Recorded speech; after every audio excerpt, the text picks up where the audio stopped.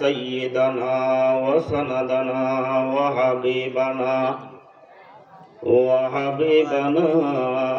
وحبيب ربنا وأولانا ومولانا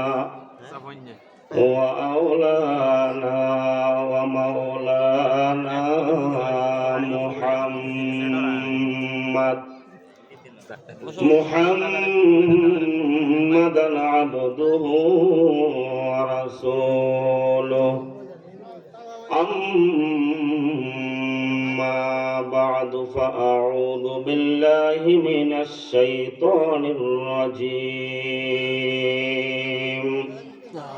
بسم الله الرحمن الرحيم وذروا ظاهر الإثم وباطنه إن الذين يكسبون الإثم سيجزون بما كانوا يقترفون صدق الله العلي العظيم.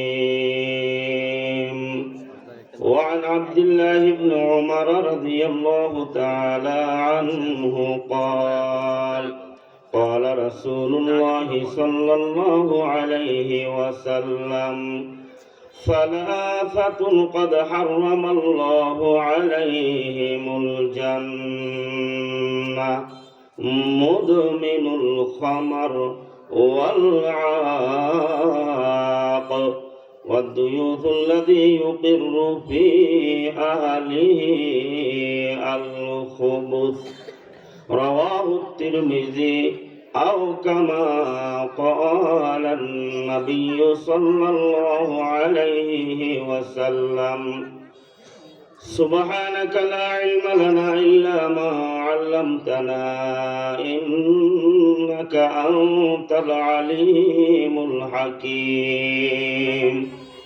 اللهم صل على محمد وعلى آل محمد كما صليت على إبراهيم وعلى آل إبراهيم إنك حميد مجيد.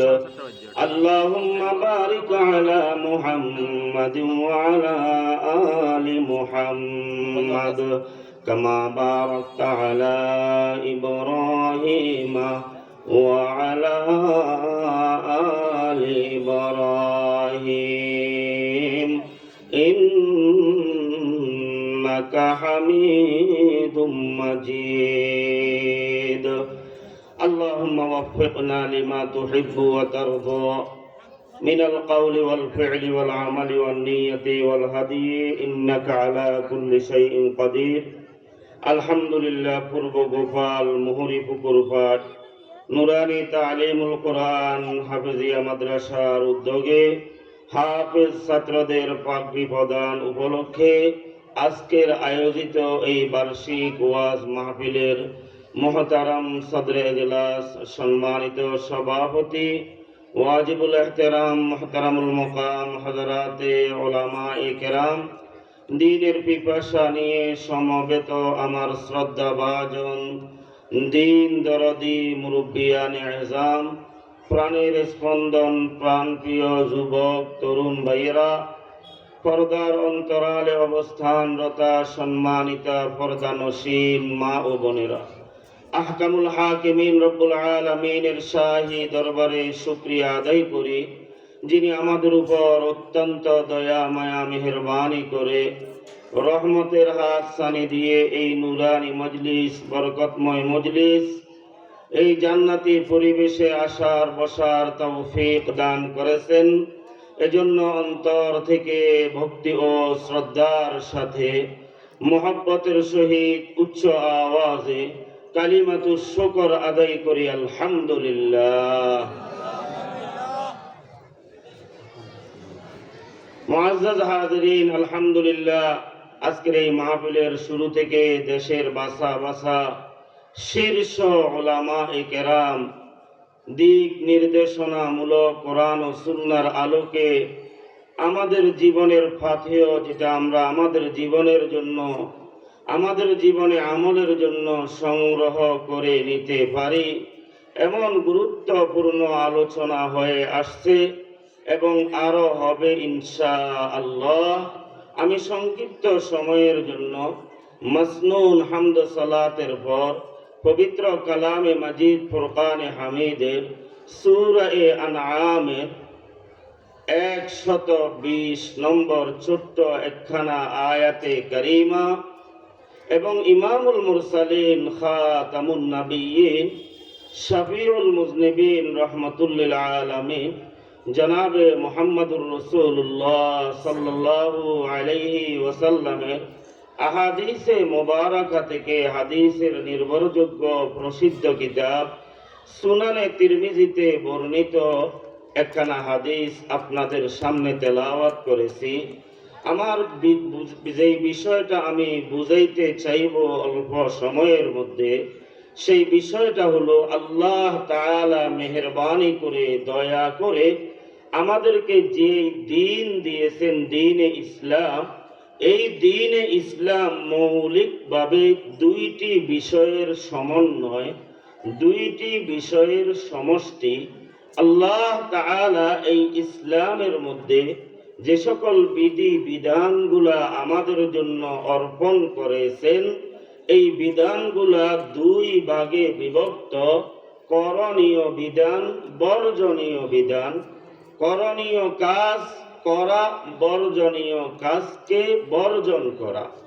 নামাজ, রোজা, হজ, যাকাত, তাসবিহ, তাহলিল, জিকির, আজকার, তেলাওয়াত ইত্যাদি ইত্যাদি, এগুলা হলো করণীয় কাজ, যেগুলা আল্লাহ তাআলা আমাদেরকে নির্দেশ দিয়েছেন করার। সেই হিসাবে দ্বীনে ইসলামের একটা অংশ হলো করণীয়কে করা। দ্বীনে ইসলামের আরেকটি অংশ হলো বর্জনীয় কাজকে বর্জন করা। আল্লাহ তাআলা যেই কাজগুলা করার জন্য নিষেধ করেছেন, কোরআনে যেই কাজগুলাকে হারাম ঘোষণা করেছেন, প্রিয় নবী জনাবে মুহাম্মদুর রাসূলুল্লাহ সাল্লাল্লাহু আলাইহি ওয়াসাল্লাম যেই কাজগুলো করতে আমাদেরকে নিষেধ করেছেন, শুধু নিষেধ করেছেন তা নয়, বরং এই নিষেধ করেছেন যে এমন কাজগুলা করলে আমাদের ভয়াবহ কি পরিণাম হবে, সেই ভয়াবহ পরিণাম আল্লাহর নবী বলে গিয়েছেন। ওই বর্জনীয় কাজগুলাকে বর্জন করা, এটা হলো দ্বীনে ইসলামের দ্বিতীয় অংশ। ইসলাম দুইটি জিনিসের সমষ্টি, দুইটি জিনিসের সমন্বয়। করণীয় কাজ করা, বর্জনীয় কাজ বর্জন করা। আজকে মুমিন মুসলমানের, প্রায় অধিকাংশ মুমিন মুসলমানের জীবনের অবস্থা তো এমন পর্যায়ে উপনীত হয়েছে যে আমাদের জীবনে না আছে করণীয় কাজ করার গুরুত্ব, না আছে বর্জনীয় কাজকে বর্জন করার গুরুত্ব, যার কারণে সংখ্যাগরিষ্ঠ মুসলমান করণীয় কাজের সাথেও কোনো তার সম্পৃক্ততা নাই, বর্জনীয় কাজ বর্জন করার সাথেও তার কোনো সম্পৃক্ততা নাই। বেঈমান কাফেরের জীবনের যেই অবস্থা, তার জীবনের যেই মোট, তার জীবনের যেই গতি, সংখ্যাগরিষ্ঠ মুসলমানের আজকে দেখলে বড় আশ্চর্য লাগে। নামাজের আজান হয়েছে, 10টা দোকান একসাথে আছে, এই 10টা দোকানের মধ্যে একটা দোকান হিন্দু ও মুসলিমের দোকান, 9টা দোকান মুসলমানের দোকান। ওই 9টা মুসলমানের দোকান আর একটা হিন্দু দোকান, ওই 9 জন মুসলমানের দোকানে আরো 90 জন মুসলমান বসা আছে। আর হিন্দু দোকানের মধ্যে যারা বসা, তাদেরও সংখ্যাগরিষ্ঠ মুসলমান বসা আছে। নামাজের আজান হয়েছে, এমতা অবস্থায় ওই হিন্দু দোকানদারের ছাটার যেরকম দোকানের শাটার যেরকম বন্ধ হয় না, মুসলমানের দোকানের শাটারও বন্ধ হয় না। হিন্দু দোকানের কাস্টমার যেরকম আজান শুনে মসজিদে আসে না, মুসলমান দোকানের কাস্টমার গুলাও আজান শুনে মসজিদে আসে না। তাহলে মুসলমান আর হিন্দুর অবস্থা আজকে এক পর্যায়ে চলে গেছে। এজন্য বললাম সংখ্যাগরিষ্ঠ মুসলমান তো আজকে এমন, যাদের জীবনের মধ্যে না আছে করণীয় কাজের গুরুত্ব, না আছে বর্জনীয় কাজকে বর্জন করার গুরুত্ব। কিন্তু আমরা যারা সাধারণত মসজিদে যাই, ওয়াজ মাহফিলে আসি, আলেম ওলামাদের সাথে সুসম্পর্ক রাখি, দাওয়াত ও তাবলীগের সাথে উঠা বসা করি, আমাদের মধ্যে আমরা যারা আছি আমাদের যে প্রবণতা হলো আমরা করণীয় কাজকে যতটুকু গুরুত্বের সাথে করি, নামাজ পড়ি আলহামদুলিল্লাহ, রোজা রাখি, ফাইলে মাঝে মাঝে উমরা করি, হজ করি, যাকাত দিই, তাসবিহ তাহলিল আদায় করি, জিকির আজকার আদায় করি, হক্কানি রব্বানি উলামায়ে কেরামের সাথে সম্পর্ক রেখে তাদের যদি কোনো সবক থাকে সবক আদায় করি। মোটামুটি আমরা করণীয় কাজগুলো আদায় করে যাচ্ছি। কিন্তু আমাদের মধ্যে আবার সংখ্যাগরিষ্ঠ উল্লেখযোগ্য মুসলমানের অবস্থা হলো গুনার সওয়াবের কাজ যেমন ভাবে করি, গুনাহের কাজ ছাড়ার গুরুত্ব আমাদের মাঝে নাই। বরং আমরা নামাজও পড়ি, সুদের লেনদেনও করি, নামাজও পড়ি, ঘুষের লেনদেনও করি, নামাজও পড়ি, মিথ্যা কথাও বলি, নামাজও পড়ি, গীবত শেখায়ত করি, নামাজও পড়ি, ওজনে কম দিই, নামাজও পড়ি। সমাজের মধ্যে ভালো একজন লোককে কিভাবে সমাজের মধ্যে তাকে কালারিং করা যায়, কিভাবে তার নামে অপবাদ দিয়ে তাকে সমাজের মধ্যে মান মর্যাদাকে খাটো করা যায়, কার নামে কোন অপবাদ লাগানো যায়, এই ধরনের অন্যায় কাজগুলোর মধ্যেও আমাদের কমতি নাই, ত্রুটি নাই। অর্থাৎ সওয়াবের কাজ যেমন ভাবে করি ওই গুরুত্বের সাথে গুনাহের কাজকে বর্জন করি না। আরিফে রুমি রহমতুল্লাহ আলাইহি বলেন, সুবহাদার কব তওবা বরলব দিল বুরাক দাউকে গুনাহ, সুবহাদার কব তওবা বরলব দিল বুরাক দাউকে গুনাহ, মাসিয়াত রা খান্দাবি আ ইয়াকবার ইস্তিগফারে মা। মুসলমানের এক শ্রেণীর মুসলমানের অবস্থা হলো সুবহাদার কব, হাতের মধ্যে আছে তাসবিহ, তাওবা বরলব, মুখের মধ্যে আছে আস্তাগফিরুল্লাহ আস্তাগফিরুল্লাহ আস্তাগফিরুল্লাহ, দিল বুরাক দাউকে গুনাহ, কিন্তু অন্তরের মধ্যে আছে গুনাহের কামনার বাসনা।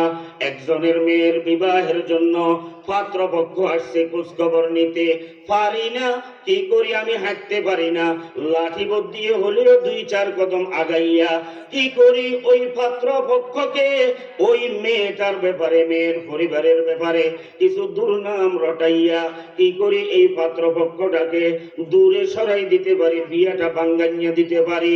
এর মধ্যেও আমাদের কোনো কমতি নাই। আর রুমি রহমতুল্লাহ আলাইহি বলেন, সুবহাদার কব, মামাদের হাতে আছে তাসবিহ, তাওবা বরলব, ঠোঁটের মধ্যে জপতেছি তাওবা, দিল বুরা যাউকে গুনাহ, অন্তরটা গুনাহের কামনার বাসনার দ্বারায় ভর্তি, মাসিয়াতরা খান্দামি আ ইয়াদবার ইস্তিগফারে মা। ও আল্লাহর বান্দারা, অন্তরের মধ্যে গুনাহের কামনার বাসনা রাখিয়া মুখে যতই তাসবিহ পড়ি না কেন, হাতে যতই তাসবিহ জপি না কেন, আমার ওই তাসবিহ আমাকে নিয়ে হাসি দে, আমার ওই ইস্তিগফার আমাকে নিয়ে ঠাট্টা করে, আমার তাওবা আমাকে নিয়ে ঠাট্টা করে। এজন্য ও আল্লাহর বান্দারা, দরজবাতাস বেহুদার দিল গাও ঘর, দরজবাতাস বেহুদার দিল গাও ঘর, এ চুনি তাসবিহ কায়দার দাসর। আরিফে রুমি রহমতুল্লাহ আলাইহি আমাদের অবস্থাটা তুলে ধরতেছেন। আমাদের অবস্থা হলো দরজবা তাসবিহ, মুখে আছে আমাদের তাসবিহ, দরদিল গাও কর, অন্তরের মধ্যে আছে অবৈধ সম্পদ কিভাবে অবৈধভাবে উপার্জন করতে পারি, অবৈধ সম্পদের মহব্বত, অবৈধ মালের মহব্বত, অবৈধ নারীর মহব্বত। আমার অন্তরে আছে অবৈধ কামনার বাসনা, দরজবা তাসবিহ, দরদিল গাও কর, এ চুনি তাসবিহ কায়দার দাসর। ও আল্লাহর বান্দা, অন্তরে গুনাহের কামনার বাসনা নিয়া তুমি যে ইবাদত বندگی করবে, তাসবিহ তাহলিল করবে, এই তাসবিহ তাহলিলের দ্বারায় তুমি যে আল্লাহর ওলি হতে পারতে, আল্লাহর ওলি তুমি হতে পারবে না।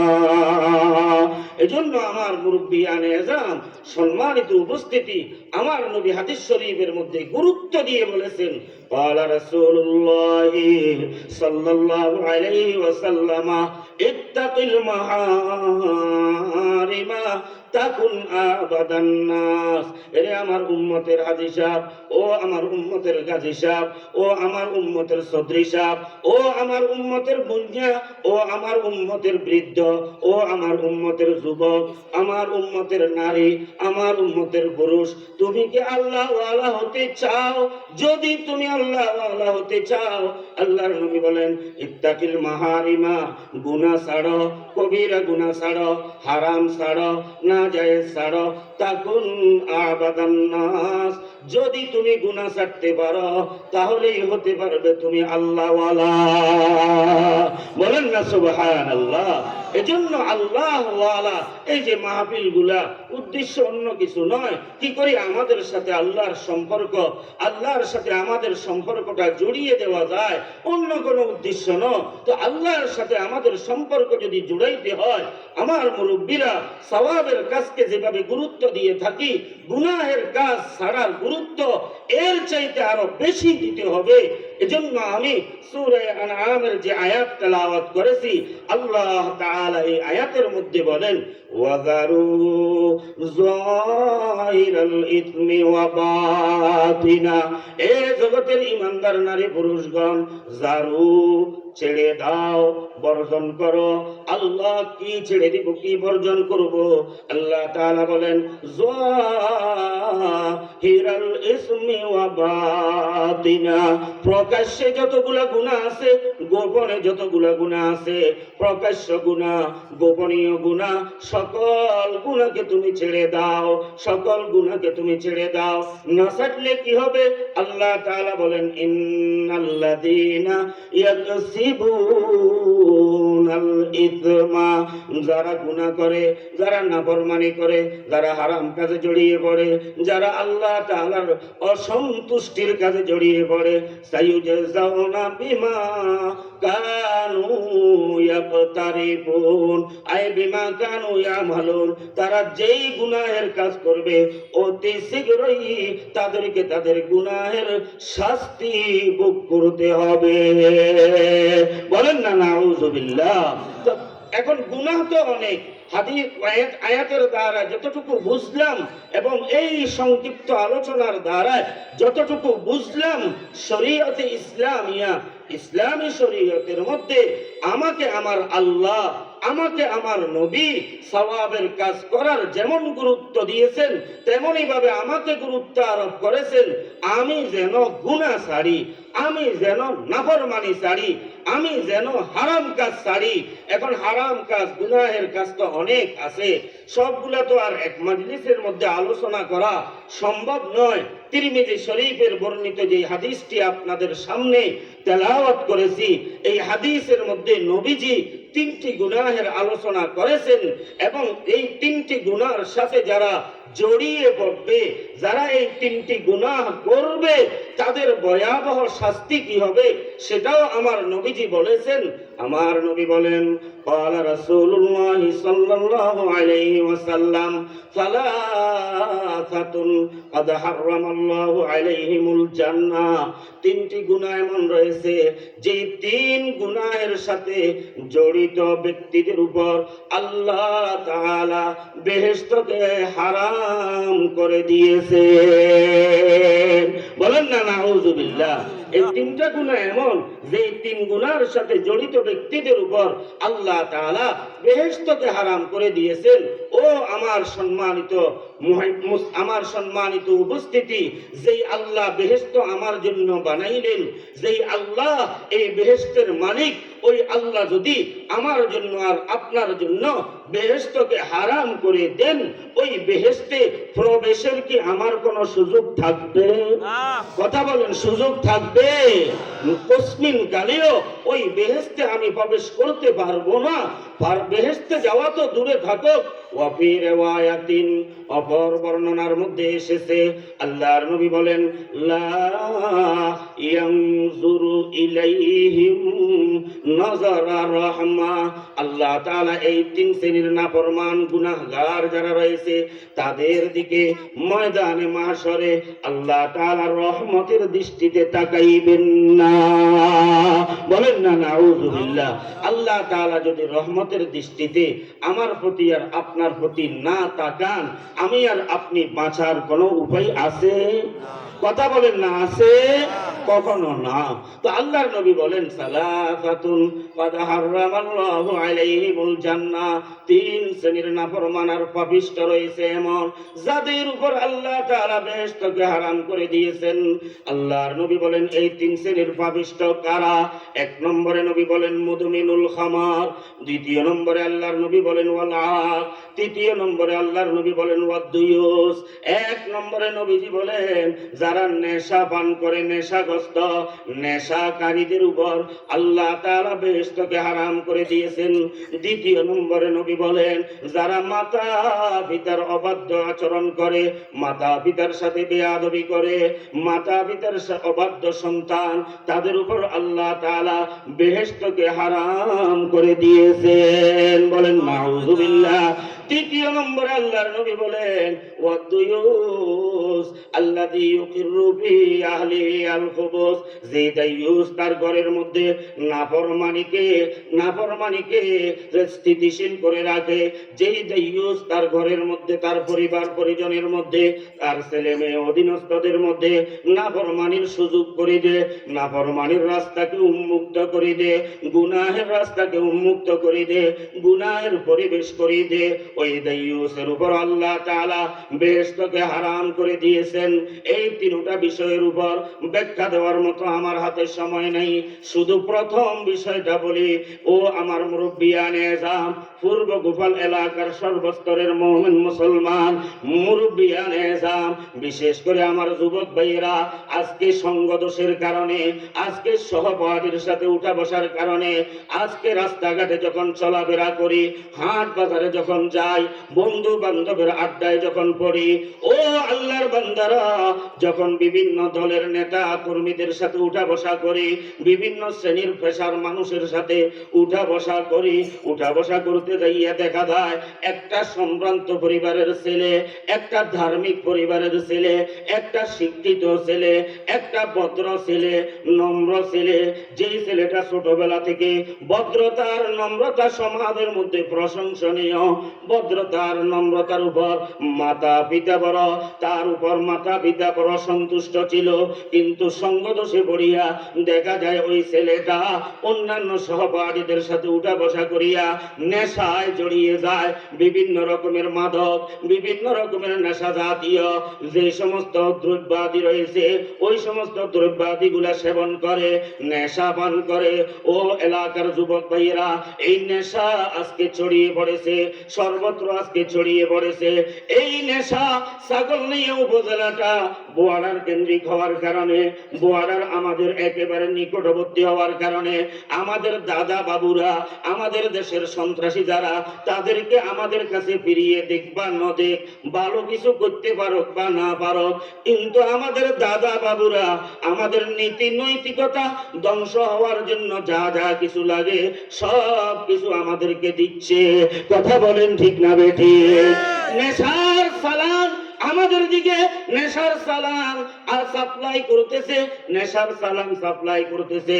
আর আমাদের যুব সমাজ এই নেশা করি আজকে নিজের নীতি নৈতিকতাকে ধ্বংস করতেছে, নিজের জীবনকে ধ্বংস করতেছে।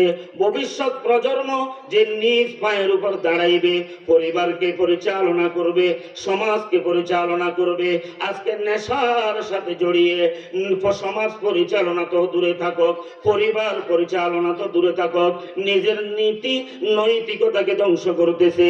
শুধু তাই নয়, আমরা ফতুয়া বিভাগের সাথে একটু আমাদের সম্পর্ক আছে। আজ 23-24 বছরের অভিজ্ঞতা থেকে বলতেছি, ফতুয়া বিভাগগুলোর মধ্যে সমাজের যতগুলা বিবাহ বিচ্ছেদের ঘটনা যাইতেছে আমাদের কাছে আসতেছে, এই বিবাহ